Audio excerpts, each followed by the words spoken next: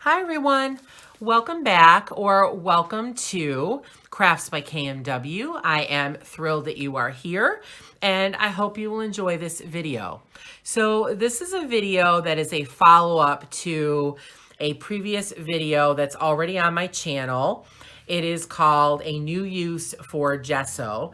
And in that video, I shared with you how to use gesso to give your page or a part of a page that you're not happy with a new surface to color on and make it better. So I used this page. This is from Anastasia Ellie Caldereva's book, Mysteria. And I had colored this page with Crayola Colors of the World pencils. Then I went over it with Brutfuner oil-based pencils. I added some chalk. I did a lot of things and it just became a huge mess. If I can, I will add the picture here of what the before looked like. But you can see that on the video if you would like to check that out. So I added 2 coats of gesso on the bottom and I did 3 coats on the top on the face because the face was more damaged. There were a lot of rips, there were a lot of uneven surfaces. There was a lot of speckling and blotching, especially on the cheeks. So I wanted to make sure that I had a really clean surface to recolor on. I am really happy with how it turned out overall. It's a little bit darker than I would like, but at least it is relatively smooth and looks like skin, whereas before it looked nothing like skin, or at least human skin. So now I feel much better about finishing this page. Some things I learned between the video and the original video and this video are the quality of the paintbrush that you use really matters. I was using a really cheap, no name, not artist quality brush. And from now on, I am going to use a better quality brush. I can see some brush strokes on here. So I would definitely say the brush matters, whereas I didn't think that before. I would also advise giving more wait time in between coats and before you recolor.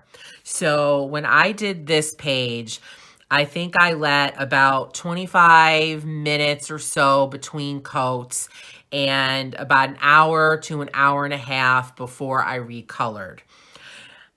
As I was coloring, I did peel off some of the gesso. And I think that was because it just didn't have time to properly adhere to the paper and dry. So when I did my next few pages, because I have been using this technique like wildfire and really correcting a lot of the pages that I'm not happy with, I let it dry about 2 hours in between coats. And then I waited overnight before I recolored. And since then, I have had no peeling off of the gesso. So it really helped. So I would definitely advise those things.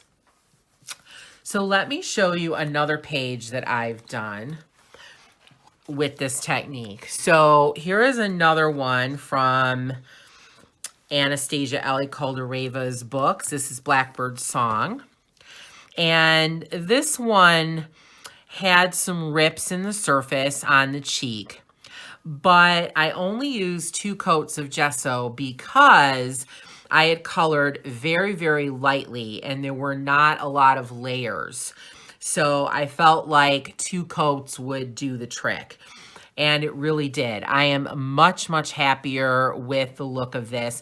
You can still see that there was some damage here, but at least it looks much smoother, and you don't automatically look at her skin and say, oh, she's got a big rip on her face. So that really made a difference to me.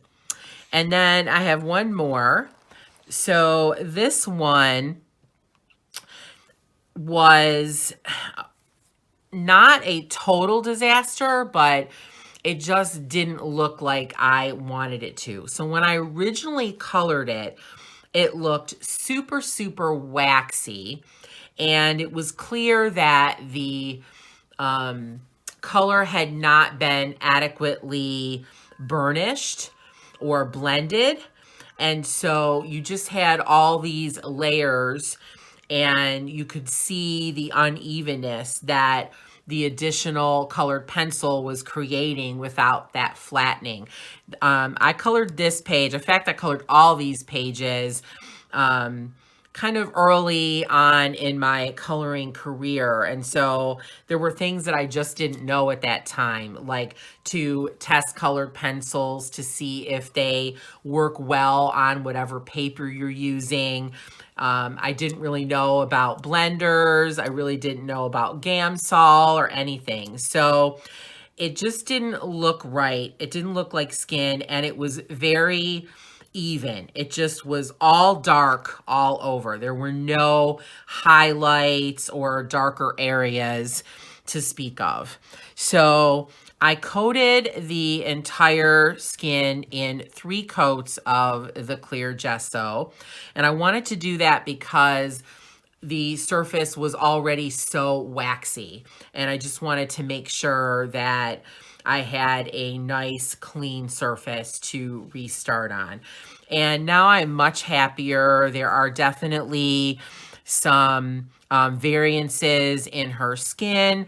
I'm actually going to go back and do a little bit more with her face to get more of the shadows and nuances of the dips and high points and low points we have in our face. But overall, I'm really happy with it. I think it looks much better. It does look like skin. And so I think it's definitely a progress from where I started from. So if you have tried this technique, or if you would like to, I would love to hear about it in the comments. Please give this video a thumbs up if you liked it. It really helps a lot with the YouTube algorithm as I try to grow my channel. And if you are already a subscriber, thank you so, so much. And I hope you are enjoying the channel. If you are not, I invite you to subscribe to get more content like this on coloring, crafts, and journaling. And I also invite you to join my Facebook group, Crafts by KMW, where I am hoping to create a really fun, no drama, relaxing and supportive community where we can share our work and ask for help and just be able to be together and sharing without all of the other stuff that sometimes comes with Facebook groups. So please check that out, Crafts by KMW on Facebook. Thank you so much for watching, and I hope you have a very crafty day.